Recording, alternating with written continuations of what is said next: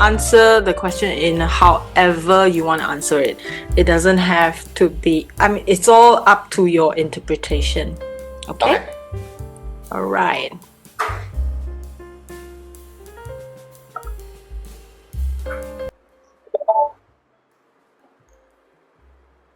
What are you doing now that takes a different kind of strength? Okay. Yeah, I would say this is a great question, right? Because I've been thinking about this lately of having to really kind of dig deeper. So typically I'm not a very structured person. I'm very kind of like, I'll have a rough idea of what needs to be done or what, kind of like what the schedule is. And then I will plan for it, but then not super structured.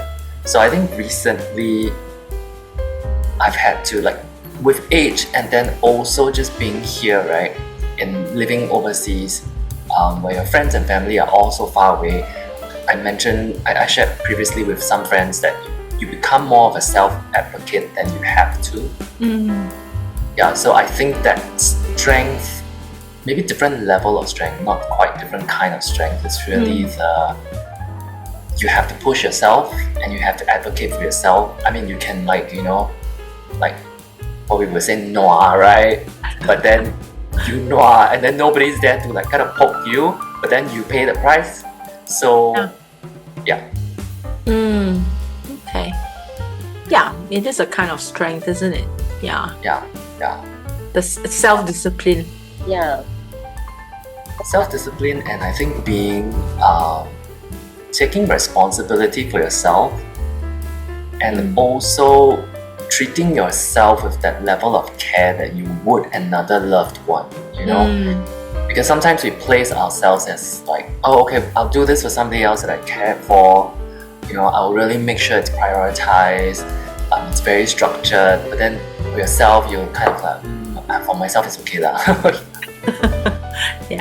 Yeah. We sometimes we do that. Yeah. Accountability. Sorry, Susanah? To have more accountability towards yourself as well. Yeah. And giving yourself more presence. Being more aware of your own needs. And showing up for yourself, more than more, maybe not more than, but more. Thank you. Yeah, it's so important, right? As we get older. Susanah, next. Hey. Oh, okay. Carried long enough, meaning something I shouldn't carry, I suppose. And that it's time to let go. Actually, I'm very good at letting go. So, I hate baggage. I hate carrying weight that is unnecessary. I mean, sometimes in life you have to carry, you have to pull your weight, right? There are certain things that are just intrinsic with, like we were just saying, responsibility, care and everything. Love is weight, but I have never been one to hang on to things that don't work for me, that don't help me grow, that don't give me peace. So I don't carry unnecessary things for long. That's my answer. Okay. Yeah, that's a good one. What do you wish people understood about your quiet moments? That they should just remain quiet?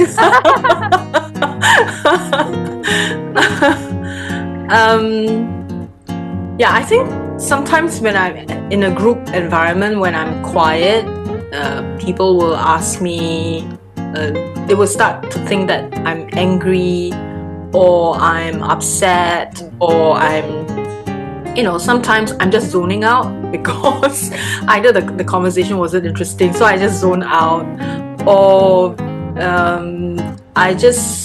it's just too much going on, so I just retreat in. So I think people should just know that it is okay, for people to be quiet. We don't have to force people to talk in a group, especially in a group, right? I mean, if they wish to be quiet, they wish to be quiet. It's not like unless it is you're in a meeting and you're supposed to participate, right? And then that's a different story. But socially, I think just let people be. Yeah. Next one, go back to Jimmy. Okay.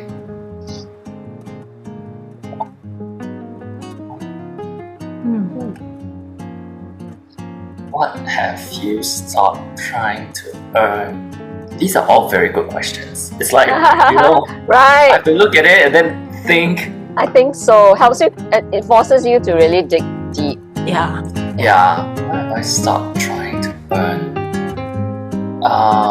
Approval from people that I know do not care about me. And I don't say that in a spiteful way.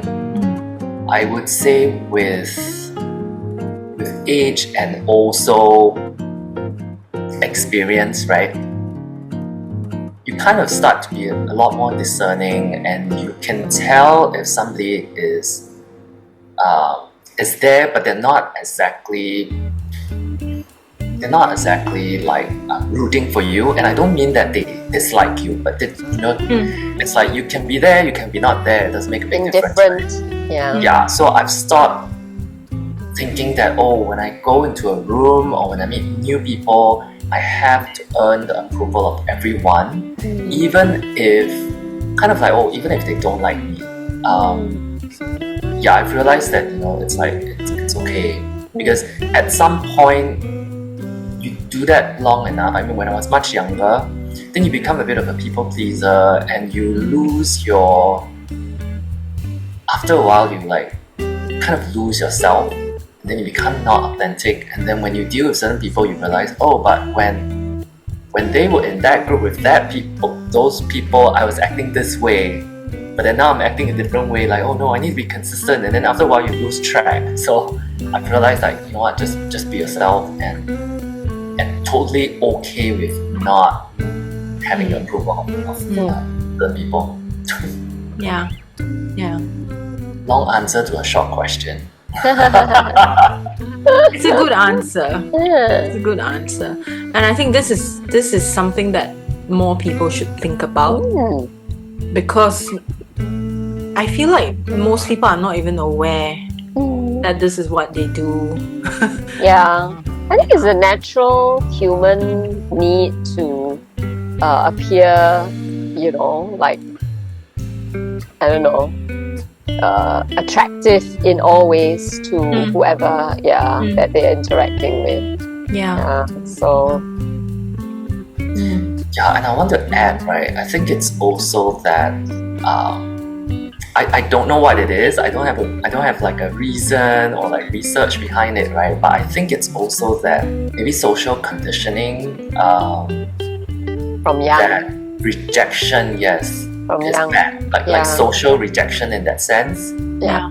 If you realize, you hear somebody say like, oh, this so and so doesn't like you, or they doesn't like certain aspects of you, that all rejection are bad. I think it's that relearning that no, that's not true. It's not a sweeping rule. It's just, you have to kind of walk that fine line of like being open to hearing feedback, but at the same time not be pulled in 1,001 directions by all kinds of feedback, because there'll be somebody that'll say, oh, you're too this, and then there'll be somebody that say you're not enough of that. So Yeah. And some rejection is really good. Yes, I was just thinking, it's like dodging a bullet, Yes. Yes. So Yeah, when it's not aligned, then Embrace it. Embrace yeah, rejection. don't force it. Yeah. Yeah. And I think sometimes parents, when you're a very pleasing child, they heap you with so much praise that it becomes, like you say, another form of conditioning. Like, okay, I must I must always be this person that is a very pleasing person, and everyone will like me, like my parents love me. Yeah. Which may not necessarily be a good thing when you grow up. Correct. Yeah. Next.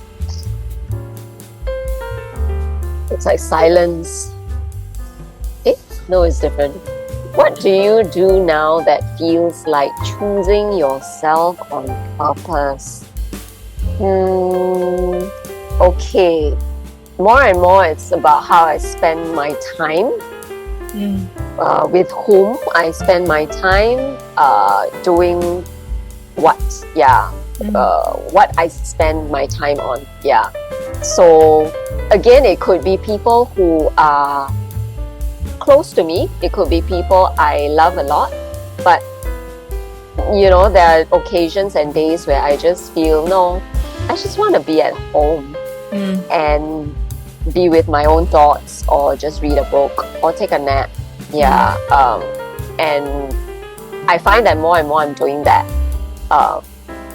Even with people I love a lot. Yeah. And I don't feel like I'm hurting them, or I am not prioritizing them at all. Yeah. And I feel that if they truly love me, they would understand. Yeah. And they would want that for me too. Yeah. That's nice.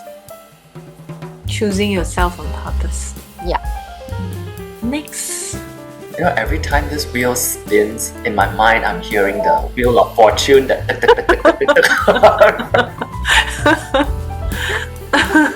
suecheok and Yes, I know. Right. So I like to buy a vowel. Are they still around? Yes. Yes. Wow. But I think he's not hosting. Wait, I don't think he's hosting anymore, but she's still flipping. Yeah. Okay. I think he Except she retired. doesn't flip now. It's just touch, touch, touch. Yeah. Okay. What's one decision that made you more you? One decision that made me more me? I don't know. I guess every decision I make is to make me more me. The ultimate decision that you made so far. I don't know. I can't think of any. But maybe if I look at what is the latest decision that has made me more me, is to continue to do what I do and creating a program out of what I do, which gives me a lot of satisfaction doing it. And I want to reach out to more people in the work that I do. That would be the latest decision. Okay. Yeah, that's made me more me. Yeah. Thank you. Thanks. What's something you've outgrown but haven't replaced yet? This one very cheap. Rather philosophical, right? I know. My first thought was like, oh, How about your clothes. jeans? Yes, I know. My first thought was like clothes, but then what's something that you've outgrown but haven't replaced yet? Can be jeans. Yeah, can be clothes, can be furniture, can be. Yeah.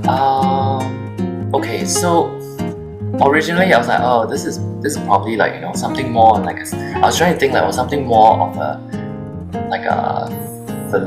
philosophical angle or something non-material, right? But then I realized, going by instincts, the thing that the thought that came to my mind is that I love jewelry. Since young, I've always loved shiny things, and then I think my mom indulges me in that as well. So she would get me, like, oh, let me get you this like sometimes, and back then when there's still the real pasar malam where people literally have the floor mats in the, you know, just outside the wet market on a Sunday, and they're applying their wares. There would sometimes be these like jewelry sellers. They'll sell jade, or they'll sell like silver items. So naturally my eyes were drawn to that. And then one time she said like, oh, okay, let me buy you a little ring. And it is cut in, like, it's just so many facets, this silver ring, that it was super shiny. And then she got it for me and I was so excited, right? So I wore it to school, and I remember, oh man, this is like a long version of the story, but let me get to the point. So I would wear it to school, and the teacher would say like, no, you cannot wear jewelry to school. So I was like, very sad, right? But every weekend I'll take it out, dust it off, you know, I mean, like, oh, it's a weekend, like Saturday I wake up, then I'll just put on the ring. So I've outgrown that. Obviously now I think the only finger that will fit is the pinky finger. But I haven't replaced it yet. It's clearly outgrown it. Okay. Yeah, but I still kept it because it's like a physical memento of that time. Yeah, I mean my mom is still around, but still, you know, like you just feel like, oh, it brings you back to that moment. And I don't use it in a like sad way, but I use it as a reminder of like, oh, you know, a reminder to go back to that time of innocence, that time of having that sense of wonder, and how that ring caught my attention. Okay. Would you wear it as part of a necklace? I actually thought about it. Yeah. I actually thought about it. I haven't, but I kept thinking I would love to incorporate it, because I have several other things from my childhood that thankfully I kept. So some I've managed to incorporate into like things that I would wear, that I can still wear daily. But yeah, maybe that's a good idea. Tell your mom, you need to replace this. Let's go shopping. Yeah. Give me another one.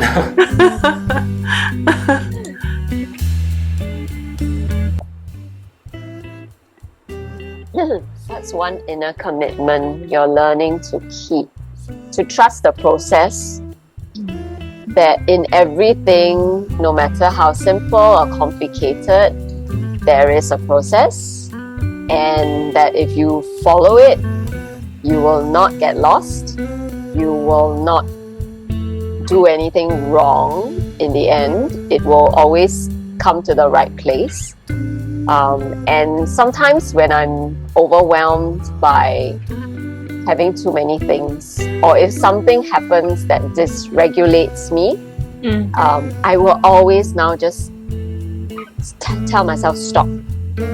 And I'll keep reminding myself of this mantra, trust the process. And then it just automatically, like a compass, brings me back to the right GPS, like the rerouting of a GPS. Yeah. So my inner compass, I guess, so to speak. Yeah. So that's something I do consciously now. Okay. Yeah. Yeah. That's such a good practice. Yeah. Is that something that comes from experience, like, you know, just age, right? Like having gone through life, or would you say it's faith, or would you say it's both? I would say it's faith. Yeah. Okay. Because for the longest time, I wouldn't. I would just like start pulling out other solutions, you know, like, oh, this is not working, or this is, no, I don't have time to do this, so I have to do it this way, and I'm like all over the place inside here. And just quite recently, actually, it was spoken to me in my heart. Trust the process. Like, stop. You know how to do this. You do this with your eyes closed. You live it. So it's no different. You never lose it. Yeah. So ever since that was whispered to me, I've been very conscious of that, the direction of that voice. Yeah, this inner voice. So I would say it's faith. Yeah. a powerful when you experience something, right, that is so deep, it stays. It's not like a fleeting thing, you know. Yes. It becomes almost like a permanent habit after a while. Yeah. Yes. It's like this pull now, you know, interior pull to that. Yeah. Last one.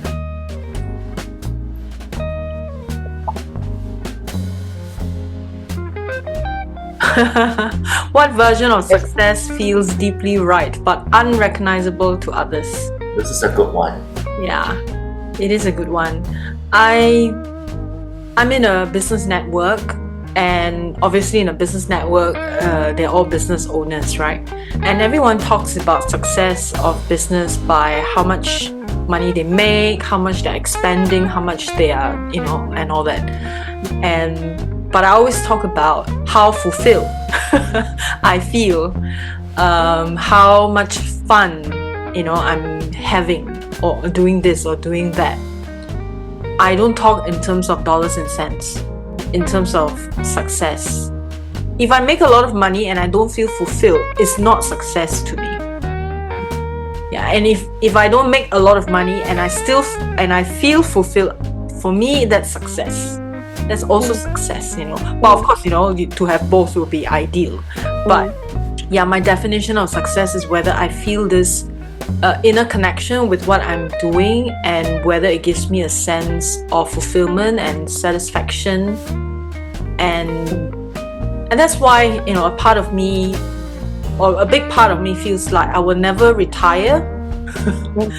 Basically because this is not a business to me. It's more like a vocation. Yeah.